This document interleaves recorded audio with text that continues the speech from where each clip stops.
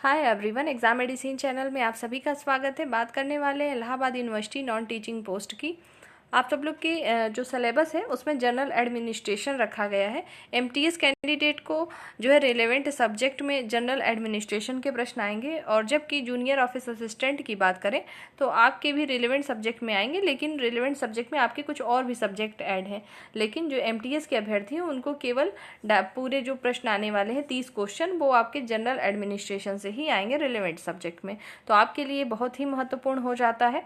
आप सभी लोग इसके लिए परेशान हैं। मैं आप लोग के कमेंट कंटिन्यू देखती हूँ, क्योंकि आप लोगों ने इस पे कई बारी बोला है कि आपको एमसीक्यू फॉर्म में जो है कुछ क्वेश्चन करा दिए जाए। तो ठीक है, आपको एमसीक्यू फॉर्म में भी मिल जाएंगे, पर आज का ये सेशन नहीं है। कोशिश करेंगे कल आपको हम एमसीक्यू फॉर्म में दें।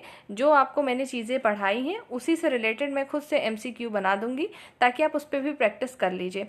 जैसा मैंने आपको शुरू से बताया है कि जो जनरल एडमिनिस्ट्रेशन आपका आएगा, ये आपके थोड़ा सा लॉजिक पर काम करेगा। मतलब उस समय जो उसके आंसर रहेंगे, जैसे 4 विकल्प दिए रहेंगे, जैसे कुछ ऐसे हमारे होते हैं, जैसे रीजनिंग के कुछ ऐसे प्रश्न आ जाते हैं कि वो आपको भी नहीं पता होता कि वो सही क्या होगा। वो जब आंसर की आती है तभी हमें पता चलता है कि अच्छा इसका ये हो सकता है।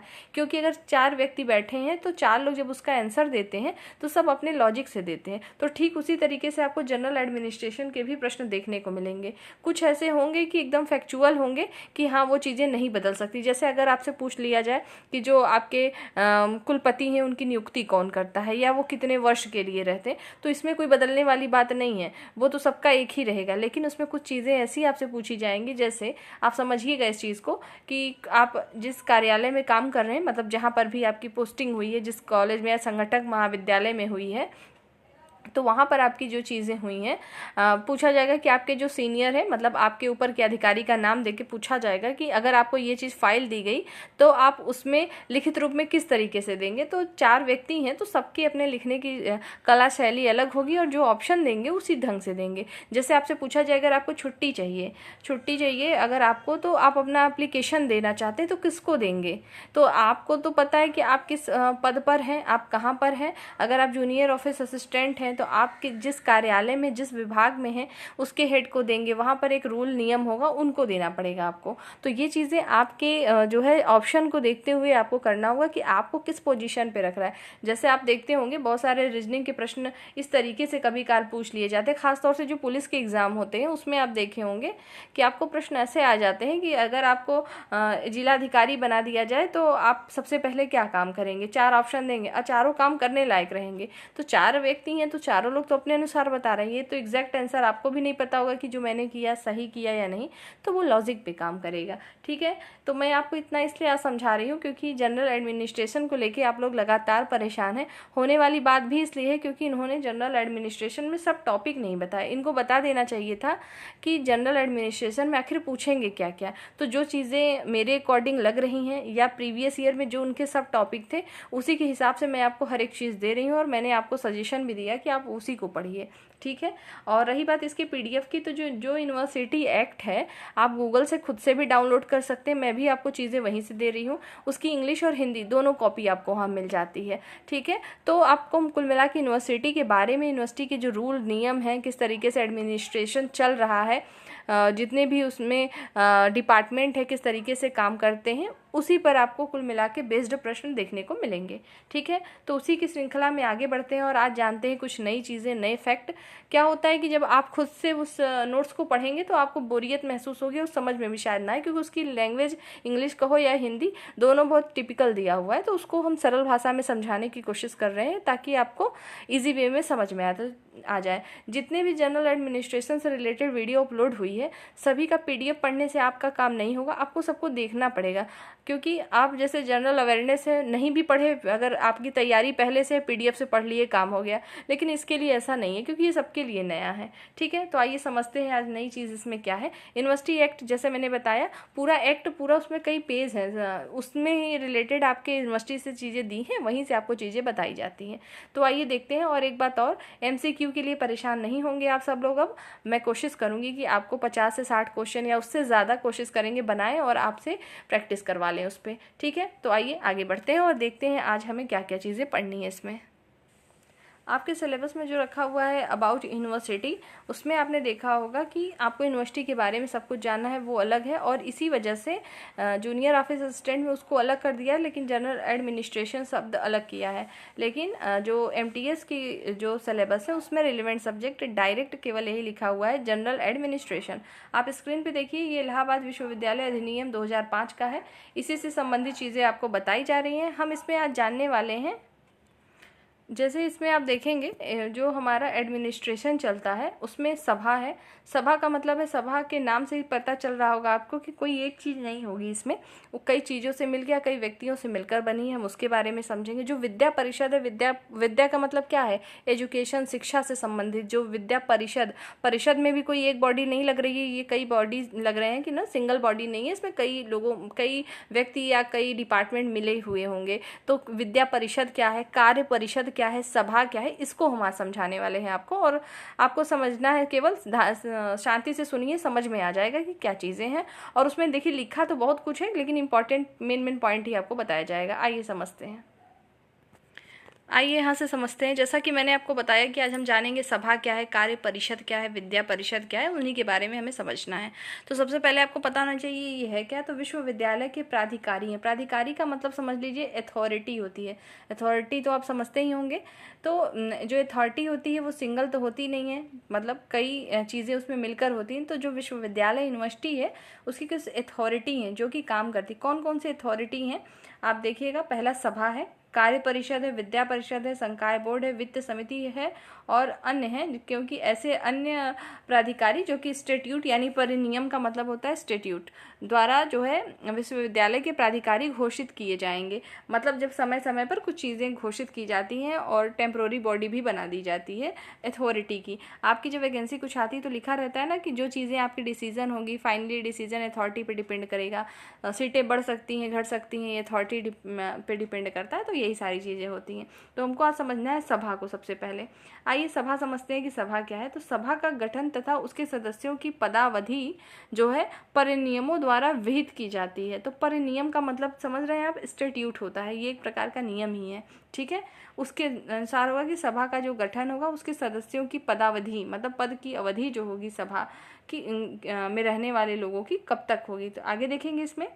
इस अधिनियम के उपबंधों के अधीन रहते हुए सभा की निम्नलिखित शक्ति और कृत्य हैं, जैसे विश्वविद्यालय की व्यापक नीतियों और कार्यक्रमों का समय समय पर पुनरावलोकन करना तथा इसके सुधार और विकास के लिए उपाय सुझाना। ठीक है, और विकास की वार्षिक रिपोर्ट और वार्षिक लेखा तथा ऐसे लेखाओं की लेखा परीक्षक विचार करना और संकल्पना पारित करना। कुल मिला के जो सभा है वो कई मामलों पे काम करती है, जैसे जो वार्षिक रिपोर्ट देना होता है, वार्षिक लेखा होता है, इन सभी पर काम करना और समय समय पर पुनरावलोकन मतलब निरीक्षण करना एक तरीके से। फिर ऐसे अन्य कृत्यों का पालन करना जो परिनियमों द्वारा विहित हो, मतलब समय समय पर जो नियम बनाए जाएंगे सभा उसको जो है अथॉरिटी जो है उसको देखेगी। अब बात करें कार्य परिषद की। तो कार्य परिषद जो होता है उसमें आइए देखें। तो कार्य परिषद जो है विश्वविद्यालय की प्रधान जो है कार्यपालक निकाय होती है। कार्य परिषद का गठन उसके सदस्यों की पदावधि जो है उसी जो है उस पर डिपेंड करेगी जो कि स्टैट्यूट बनाए जाएंगे। विद्या परिषद में क्या होगा, आपके जो है विद्या से संबंधित सारी चीज़ें होंगी। आगे देखते हैं। जैसे हमने अभी पढ़ा कि सभा जो है एक आपकी जो है कई बॉडी से मिलके बनी है। तो हमको यहाँ पर ये जानना है कि सभा जो है कितने सदस्यों से मिलकर बनती है, इसमें कौन कौन से सदस्य होते हैं उसको समझना है। देखेंगे सबसे पहले हम बात करते हैं कि पदेन सदस्य में कौन कौन होते हैं। जो चीज़ें आज आपको बताई जा रही हैं और पहले जो बताई गई उसको रिवीजन कर लीजिएगा। जब एमसीक्यू आपको बनाएंगे तो जितनी चीज़ें हमने पढ़ाई हैं उसी में से आपको देखने को मिलेंगी। ऑप्शन में अपने अकॉर्डिंग ही रखूँगी क्योंकि ऐसा रहेगी कोशिश कि इस तरीके से बनाया जाए कि जैसा आपको एग्जाम में देखने को मिले। ठीक है, चलिए देखते हैं पदेन सदस्य कौन कौन से होंगे। सभा में कौन कौन लोग होंगे, तो कुलाधिपति होंगे, कुलपति होंगे, प्रतिकुलपति यदि कोई हो, जरूरी नहीं है कि प्रतिकुलपति हमेशा हो, नहीं होंगे तो कोई बात नहीं, अगर हैं तो वो भी शामिल होंगे। और जैसे आप देखते होंगे, इससे प्रधानमंत्री है, उप प्रधानमंत्री का प्रावधान ऐसा नहीं फिक्स है कि होना ही चाहिए, हो रहा भी सकते हैं और नहीं भी, तो वैसे यहाँ पर है।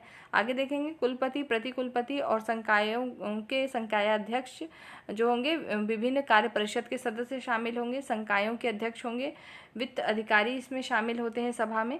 अनुसंधान और विकास संकाय यदि वह उस उपखंड के किसी अन्य उपबंध के अधिनियम सदस्य जो अधीन सदस्य हों तो वो सभी लोग शामिल होंगे। पुस्तकालयाध्यक्ष शामिल होंगे, मतलब जो लाइब्रेरियन की पोस्ट होती है उसके जो अध्यक्ष होंगे वो भी इसमें शामिल है। महाविद्यालय और विकास संकायाध्यक्ष यदि वह उस उपखंड में हो तो, मतलब जो सभा हमारी मिलके बनती है उसके पदेन अध्यक्ष में सभी लोग इसमें शामिल होते हैं। मैक्सिमम जो टॉप लेवल के होंगे, जो अधिकारी होंगे, वो लोग भी होते हैं। और साथ ही साथ अगर कोई डिपार्टमेंट है, जैसे देखेंगे लाइब्रेरी है ना, पुस्तकालयाध्यक्ष, तो उसके अध्यक्ष भी इसमें शामिल हो रहे हैं। और इसमें कौन कौन लोग शामिल हो सकते हैं? जो संगठक महाविद्यालय हैं, जैसे यूनिवर्सिटी के भी तो संगठक महाविद्यालय हैं, तो उनके लोग भी यहाँ शामिल होते हैं सभा में। जैसे देखेंगे ऐसे विषयों के अध्यक्ष, विश्वविद्यालय संस्थानों के निदेशक, घटक संस्थानों के निदेशक और केंद्र के अध्यक्ष जो किसी विश्वविद्यालय संस्थान में सम्मिलित नहीं है क्योंकि वे इस उपखंड के किसी अन्य उपबंध के सदस्य नहीं होते हैं।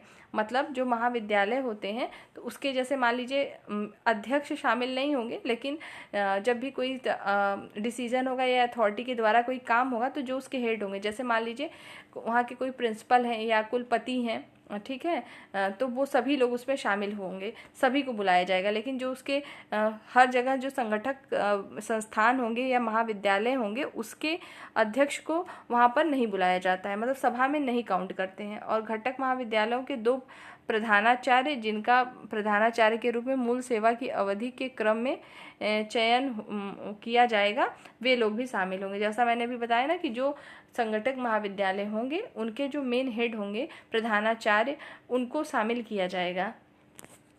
आगे देखा जाए इसमें और क्या आपके जानने योग्य है। देखिए जैसे मैंने कहा था इसमें लिखी बहुत सारी चीज़ें, आपको जो चीज़ें इंपॉर्टेंट है केवल उतना ही ध्यान रखना है।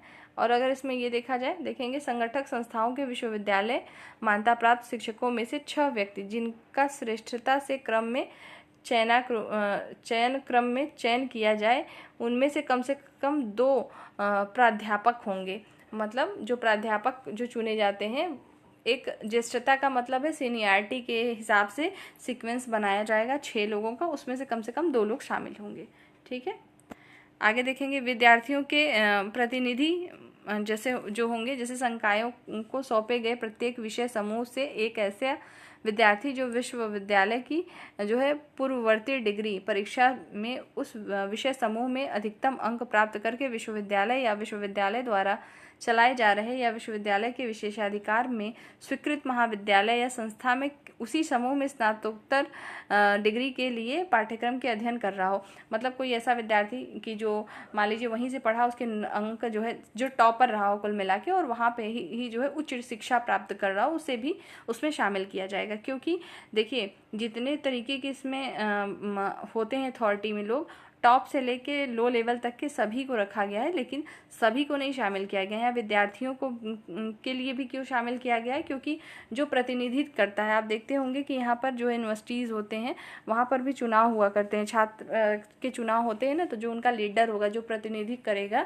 उनको भी जो है शामिल किया जाता है। क्योंकि जो उनके डिमांड होंगी या कोई चीज़ें हैं उन तक अथॉरिटी को पहुँचाना होता है, तो बहुत सारे काम होते हैं, इस वजह से उनको भी इसमें शामिल जो है किया जाता है। ठीक है, तो ये चीज़ें रही। आइए आगे और देखते हैं।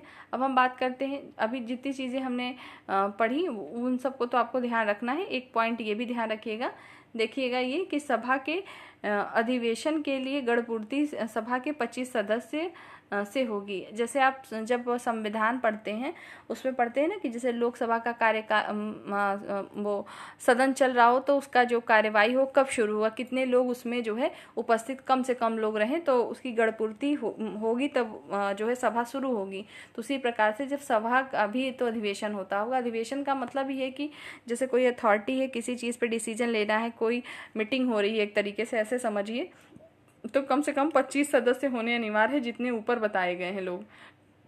अगर 25 लोग कम से कम हैं तो जो है अधिवेशन शुरू कर दिया जाएगा सभा का। तो सभा में मेन क्या ध्यान रखना है कि कौन कौन से मेन लोग होते हैं। देखिए होते जैसे बहुत लोग हैं, लेकिन जो हेड के मैंने बताई चीज़ें उस वो लोग होंगे। और पूछा जा सकता है कि सभा का जो अधिवेशन की गणपूर्ति होती है कितने सदस्यों से हो जाती है, तो आप बताएंगे 25 सदस्यों से हो जाती है। ठीक है, और ये सारी चीज़ें आप सभी ध्यान रखिएगा जितनी पॉइंट मैंने बताया है। और इसकी जो PDF है अगर आपको नहीं डाउनलोड होगा तो बताएंगे, मैं आपको टेलीग्राम पे इसको पूरा शेयर कर दूंगी। लेकिन ये अपने से पूरा एक एक लाइन पढ़ने से समझ में नहीं आएगा। ठीक है, आप देख ही रहे हैं कि इसमें कितनी सारी चीज़ें दी हैं। ठीक, तो आइए हम बात करते हैं कार्य परिषद की। अभी हमने सभा के बारे में समझा कि सभा में कौन कौन से लोग शामिल होते हैं, और सभा का जो अधिवेशन होता है उसकी गणपूर्ति के लिए कितने कम से कम सदस्य होते हैं तो शुरू हो जाता है, तो 25 सदस्य होते हैं। आगे देखेंगे कार्य परिषद जो है निम्नलिखित सदस्यों से मिलकर बना है। कार्य परिषद में कौन कौन लोग होंगे? कुलपति होंगे, प्रतिकुलपति होंगे, और 3 जो है संकायाध्यक्ष होंगे, जिसका उस क्रम में चयानुक्रम द्वारा चयन किया जाए जिसमें संकाय परिनियम 14 के खंड जो है, जो ये खंड दिया हुआ है ये आपको याद नहीं करना। जैसे जो धारा होती है ना तो उसके कई खंड बनाए गए हैं, तो उस परिनियम उस स्टेट्यूट के अकॉर्डिंग जो लोग होंगे उसको, कुल मिला के बस इतना याद रखना है आपको कि कार्य परिषद में कुलपति शामिल होंगे, प्रतिकुलपति होंगे, यदि अगर वो हैं तो कुलपति भी शामिल इसमें होंगे। देखिए इसमें कुलाध्यक्ष को शामिल नहीं किया गया है, तो ध्यान रखिएगा कि कौन कौन से लोग नहीं शामिल हो रहे हैं, जबकि हमारे जो सभा है उसमें शामिल थे, इसमें लेकिन नहीं शामिल है। इसमें केवल कुलपति शामिल है, अगर प्रतिकुलपति हैं तो वो शामिल होंगे, और 3 संकायाध्यक्ष शामिल होंगे। आपको ये नहीं याद रखना है कि कौन लोग होंगे, आप बस इतना याद रखेंगे 3 संकायाध्यक्ष होंगे, और घटक संस्था का एक निदेशक, जिसका ऐसे निदेशकों के रूप में अधिष्ठायी सेवा काल के क्रम में चयनक्रम द्वारा चयन किया गया हो। तो मतलब जो कार्य परिषद होगा उसमें कुलपति होंगे, प्रतिकुलपति हैं तो वो होंगे, 3 संकायाध्यक्ष होंगे, और एक जो है एक होगा निदेशक होगा जो कि घटक संस्थान से होगा। फिर मान्यता प्राप्त महाविद्यालय का प्राचार्य होगा। उसके बाद विश्वविद्यालय द्वारा नियुक्त शिक्षकों में से 2 आचार्य और 2 उपाचार्य और 2 प्रधानाध्यापक होंगे। मतलब 2 लोग प्रधानाध्यापक, 2 उपाचार्य और 2 जो है 2 आचार्य इसमें शामिल होंगे कार्य परिषद में। ठीक है, और भी इसमें लोग शामिल होंगे। कुलाध्यक्ष द्वारा नाम निर्देशित 4 व्यक्ति होंगे। जैसे यहाँ पर आप देख रहे हैं, इंपॉर्टेंट है ये चीज़ कि जो कुलाध्यक्ष तो इसमें खुद शामिल नहीं है, लेकिन वो 4 लोगों को नामित करेंगे, वो लोग इसमें शामिल होंगे। उसके बाद जो है कुलपति द्वारा नामित किए जाने वाले एक विख्यात शिक्षाविद भी इसमें शामिल होते हैं।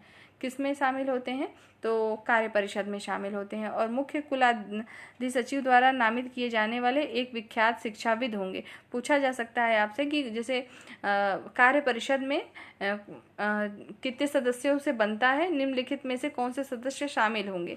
तो पूछा जाएगा कि कुलाधिपति के द्वारा निर्देशित 5 शिक्षाविद या 1 शिक्षाविद या 3, तो इस तरीके से आपको ऑप्शन मिल सकता है। तो केवल एक ही मेंबर होगा जो कि कुलपति डिसाइड करेंगे, मतलब नाम निर्देशित करेंगे कि इनको बनाया जाए, लेकिन जो व्यक्ति होगा वो एक शिक्षाविद होगा, मतलब एजुकेशन के क्षेत्र में उसके जो है काफ़ी उसने काफ़ी प्रवीणता हासिल की हो, वो लोग ही इसमें शामिल होंगे। ठीक है, और इसमें एक चीज़ इम्पॉर्टेंट ये रहेगी आपके लिए, इसको ज़रूर से सुन लीजिएगा कि कोई व्यक्ति एक से अधिक हैसियत में कार्य परिषद का सदस्य नहीं बना रहेगा। मतलब कोई अगर एक मेंबर है, मान लीजिए आप किसी एक पोस्ट पर हैं कार्य परिषद में, तो दूसरे पोस्ट के लिए आप नहीं रहेंगे। वर्तमान समय में केवल एक पर ही आप काम कर सकते हैं, वही चीज़ यहाँ पर लिखी है, तो इस चीज़ को भी आप ध्यान देंगे।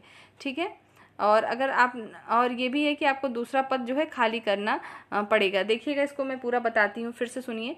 कोई व्यक्ति एक से अधिक हैसियत में कार्य परिषद का सदस्य बना रहेगा, और जब नहीं बना रहेगा, और जब कभी कोई व्यक्ति एक से अधिक हैसियत में ऐसा सदस्य हो जाता है तो वो उसके 2 हफ्ते के भीतर लिखित रूप में अपनी उस हैसियत के बारे में कुल सचिव को जो है सूचित करेगा। मतलब किसी कंडीशन से, जैसे आपने सुना होगा ना कि जो राज्यपाल होते हैं, एक से अधिक स्टेट के राज्यपाल एक ही हो सकते हैं। ठीक है, तो अगर ऐसा इसमें करना पड़ा कि कोई व्यक्ति है जो कि कार्य परिषद का सदस्य है एक से ज़्यादा पदों पर, एक से ज़्यादा उसकी हैसियत है 2 पदों की, तो उसको 2 हफ्ते के अंदर लिखित रूप से देना पड़ेगा, लिख के कि वो किस हैसियत से दोनों पद पर काम कर रहा है।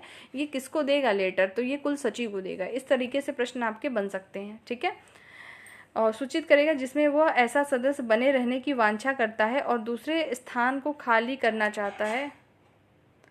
इसमें असफल रहने पर उस समय उसके द्वारा पूर्व में आधारित पद खाली समझा जाएगा।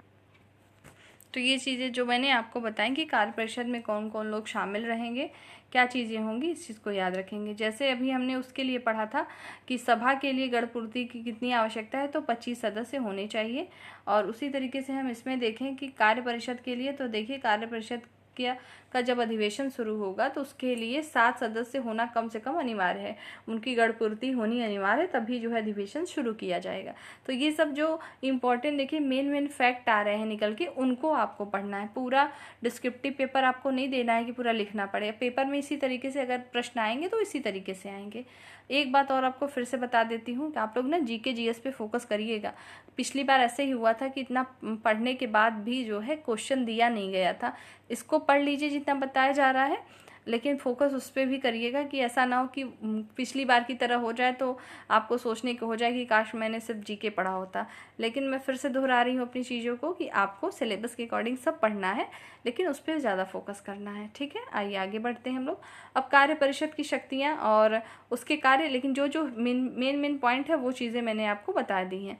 ठीक है, आइए इसके बारे में भी थोड़ा जान लेते हैं कि कार्य परिषद की शक्ति क्या होती है और उसके कृत्य मतलब कार्य क्या क्या है। देखेंगे, कार्य परिषद को विश्वविद्यालय के राजस्वों और संपत्ति के प्रबंधन और प्रशासन की तथा विश्वविद्यालय के सभी ऐसे प्रशासनिक कार्यकलापों के जिनके लिए अन्यथा उपबंध नहीं किया गया है संचालन की शक्ति होगी।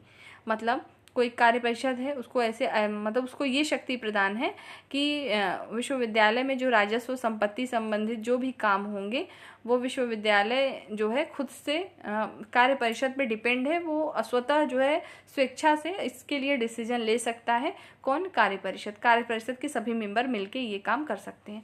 तो कार्य के परिषद में जो मेंबर है उसके बारे में आपको पता होना चाहिए कौन कौन रहेंगे। आगे देखेंगे, इस अधिनियम, परिनियम और अध्यादेशों के उपबंधों के अधीन रहते हुए कार्य परिषद को उनमें निहित अन्य सभी शक्तियों के अतिरिक्त निम्नलिखित शक्तियां हैं। कौन कौन सी और शक्तियां देखिएगा? अध्यापन और अन्य शैक्षणिक पदों का सृजन करना, ऐसे पदों की संख्या तथा उनकी उपलब्धियां अवधारित करना और आचार्यों, उपाचार्यों, जो प्राध्यापक होते हैं और अन्य शैक्षणिक कर्मचारी वृंद, मतलब जो और कर्मचारी होंगे, कर्मचारी वृंद जब लगा है ना तो बहुवचन में यूज है, कर्मचारियों को कहा जा रहा है कर्मचारी वृंद। कर्मचारी के कर्तव्यों और सेवा की शर्तों को जो है परिनिश्चित करना, मतलब ये जान लीजिए पूछा जाए कि नए अगर कर्मचारियों को रखना है, शैक्षणिक कर्मचारी को रखना है या उपाचार्य को, प्राध्यापकों को नियुक्त करना है, उनकी जो सेवा शर्तें होंगी, कब तक वो रहेंगे, कब तक नहीं रहेंगे, इन सब का डिसीजन कौन ले सकता है? तो ये ले सकते हैं कार्य परिषद। लेकिन इसमें भी कुछ कंडीशन है, वो कंडीशन क्या है उसको समझें। परंतु शिक्षकों और अन्य शैक्षणिक कर्मचारियों की संख्या और अर्हताओं के संबंध में कोई कार्रवाई कार्य परिषद द्वारा विद्या परिषद की सिफारिश पर विचार किए बिना नहीं की जा सकती है। मतलब ये केवल अपने से फाइनल डिसीजन नहीं लेंगे। जैसे कुछ चीज़ें होती है ना, जैसे आपको पॉलिटी में जब पढ़ते तो धन विधेयक कहाँ पास हो, पहले आता है लोकसभा में, अगर राज्यसभा उसको माने न माने वो फिर भी पास माना जाता है। तो कुछ कंडीशन इसकी ऐसी ही है। कार्य परिषद और विद्या परिषद जो दो चीज़ें हैं, कुछ चीज़ों पे एक दूसरे पे डिपेंड करते हैं। जैसे यही है कि जैसे विद्या परिषद है, एजुकेशन से रिलेटेड सारे काम वहाँ होंगे, उनको पता है कि हमें शिक्षक की ज़रूरत है या नहीं और कर्मचारियों की ज़रूरत है या नहीं। तो ये सारी जो सिफारिशें हैं वो जब तक विद्या परिषद से डिसीजन नहीं लेंगे, बातचीत नहीं करेंगे आपस में, एक तरफा फाइनल डिसीजन जो है नहीं ले सकते हैं। ठीक है, आइए आगे देखिए इसमें और क्या इंपॉर्टेंट है। अध्यादेशों द्वारा विहित रीति में व्यक्तियों को विश्वविद्यालय के मान्यता प्राप्त शिक्षकों के रूप में मान्यता देना जो है कार्य परिषद का काम होगा। आगे देखिए और क्या इंपॉर्टेंट है इसमें आपके लिए। देखेंगे, कुलपति से भिन्न विश्वविद्यालय के किसी वेतनभोगी अधिकारी को अनुपस्थिति छुट्टी देना तथा ऐसे अधिकारी को अनुपस्थिति में उसके कृत्यों के निर्वहन के लिए आवश्यक इंतजाम करना, ये सभी किसका कार्य होता है? ये सभी जो है कार्य परिषद का काम है कि वो करे। जैसे मान लीजिए किसी कारण से कोई रेगुलर है वहाँ पर टीचिंग पोस्ट पर है या नॉन टीचिंग पोस्ट पर, जैसे आप ही गए वहाँ पर काम कर रहे हैं, ठीक है, तो आपको छुट्टी चाहिए, अनुपस्थित होना है, लेकिन कई दिनों तक होना है। तो गवर्नमेंट में तो ऐसा होता नहीं ना, आपको कुछ सैलरी जो है आपको फिक्स होती है, उतनी मिलती है, और आपकी कुछ छुट्टियां भी फिक्स होती हैं, उतनी ही आपको मिलती हैं। लेकिन किसी के पास बहुत ऐसे कारण आ गए कि उन छुट्टियों से भी ज़्यादा अगर आपको छुट्टी की आवश्यकता है, तो इन सब का डिसीजन जो है कार्य आप मतलब लिखित रूप से कार्य परिषद को देंगे। फिर वो कुल पति जो होंगे उस पर सारी चीज़ें डिक्लेयर करेंगे कि किस प्रकार से आपकी छुट्टी हो और वेतन भोगी हैं कि नहीं, मतलब उन छुट्टियों के दौरान आपकी कितनी कटौती की जाएगी पैसों की, या पूरा दिया जाएगा। ये सब डिसीजन जो है कुलपति लेंगे, लेकिन ये पूरा मिल के कार्य परिषद करता है, अकेले कुलपति ही नहीं करते हैं। ये सब कहते हैं ना, मोहर मेन उन्हीं का लगेगा, लेकिन डिसीजन और बाकी चीज़ें जो है पूरा मिल के कार्य परिषद करता है। देखेंगे इसमें वित्त समिति की सिफारिशों पर वर्ष भर के कुल आवर्ती और कुल अनावर्ती व्यय की सीमाएं तय करता है। पूछा जाए कि साल भर का जो बजट कुल मिला के तैयार होता है यूनिवर्सिटी का, वो किस विभाग में होता है या कौन करता है, तो कार्य परिषद करता है, ठीक है, ये याद रखिएगा। विश्वविद्यालय की ओर से संविदाएं करना, उनमें परिवर्तन करना, उसमें कार्यान्वयन और रद्द करना, ये सभी कार्य परिषद का होता है। जो संविदा पे कर्मचारी निकाले जाते हैं, या तो उनकी जैसे संविदा का मतलब होता है अगर कॉन्ट्रैक्ट पे होता है तो एकदम फिक्स है कि आपको भी हटना है, आप उसके लिए रिन्यूअल भी करवा सकते हैं, नहीं भी करवा सकते हैं, है ना, इस तरीके की चीज़ें होती हैं। तो ये सभी डिसीजन किसका होता है, ये कार्य परिषद का होता है, ठीक। तो आगे इसमें और भी चीज़ें जानते हैं, देखेंगे। ऐसे अन्य शक्तियों का प्रयोग करना और ऐसे अन्य कृत्यों का पालन करना जो अधिनियम में लिखा हुआ है, मतलब समय समय पर जो चीज़ें बनाई जाती हैं उसका कार्यान्वयन कुछ हद तक जो है खुद कर सकता है कार्य परिषद, और कुछ चीज़ों पे विद्या परिषद पर डिपेंड है, ठीक। तो यहाँ तक आपको समझ में आई होंगी चीज़ें, इसको खुद से भी पढ़ते चलेंगे। छात्रों के छात्रावास और उनके अनुशासन बनाए रखें वो लोग, सारे इंतजाम कौन करता है, तो कार्य परिषद का ही ये काम है। विद्या परिषद में देखिए कौन कौन से सदस्य हैं, मेनली रूप से जो है उनको याद रखिएगा। जैसे कुलपति, प्रतिकुलपति हैं, तो संकायों के संकायाध्यक्ष, अनुसंधान और विकास का संकायाध्यक्ष, देखिए ये लोग जो है उसमें शामिल नहीं थे कार्य परिषद में।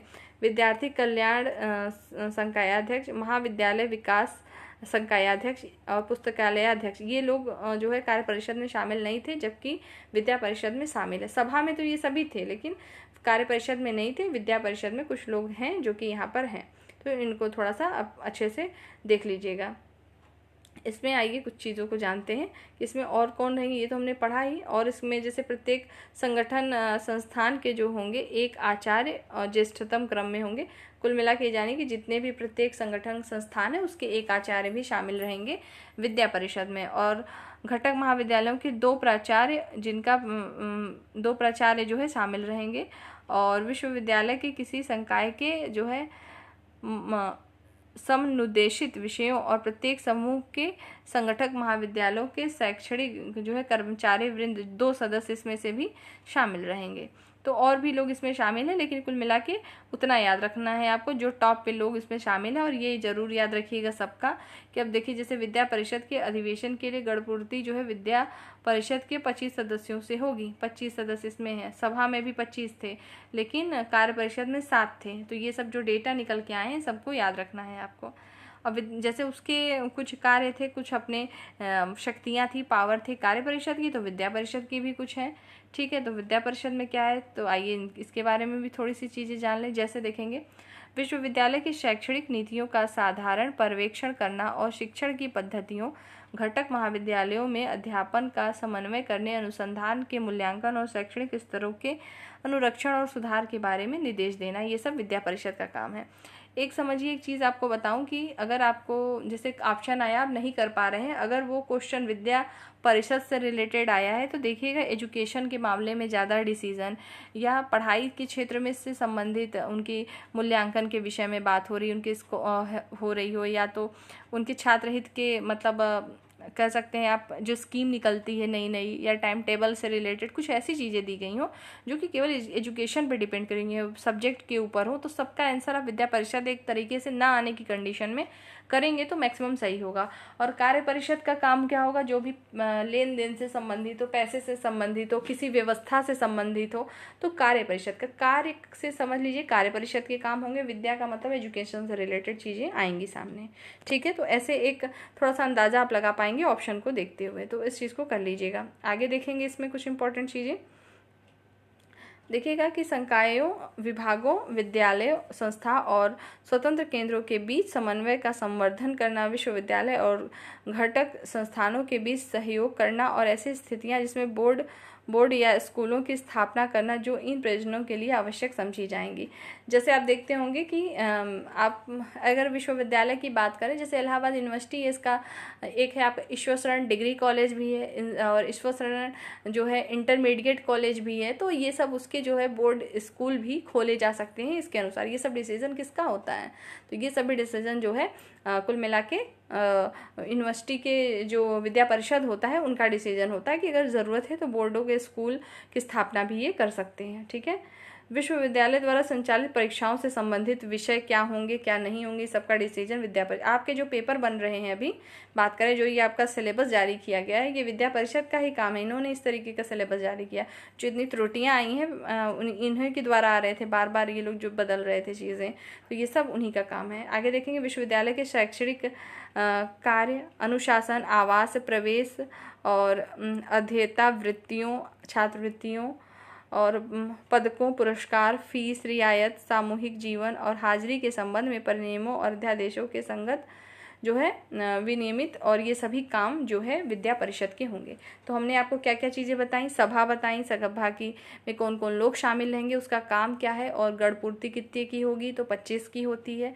फिर मैंने आपको कार्य परिषद बताया, कार्य परिषद के आपकी पावर बताई कि उनके पावर क्या है, किस तरीके से उनका काम होता है, कितने सदस्य होते हैं, और कार्य परिषद के जो आप कहेंगे गढ़पूर्ति होती है, मतलब कोई अधिवेशन अगर हो रहा है, कोई मीटिंग हो रही है तो उसमें 7 होने चाहिए। फिर विद्या परिषद में हम आए, विद्या परिषद में कौन कौन लोग हो सकते हैं, विद्या परिषद के पावर क्या हैं, और फिर हमने बताया कि गढ़पूर्ति जो होती है विद्या परिषद की भी, मतलब अधिवेशन या मीटिंग कह सकते हैं, जब कोई काम डिसीजन होता है तो 25 लोगों का होना अनिवार्य होता है विद्या परिषद में। ये 3 चीज़ें आपको क्लियर हुई होंगी। अब वित्त समिति पे आते हैं। वित्त समिति भी है। वित्त समिति में कौन कौन से सदस्य होंगे, कुलपति, प्रतिकुलपति। देखिए यहाँ पर ये नहीं लिखा है कि होंगे या नहीं होंगे, तो समझ लीजिएगा कि वो होंगे तभी शामिल होंगे, ठीक है। और इसमें कौन कौन से लोग हैं, तो 3 व्यक्ति कार्य परिषद द्वारा नाम जो है निर्दिष्ट किए जाएंगे, और कम से कम एक व्यक्ति जो है कार्य परिषद का होगा।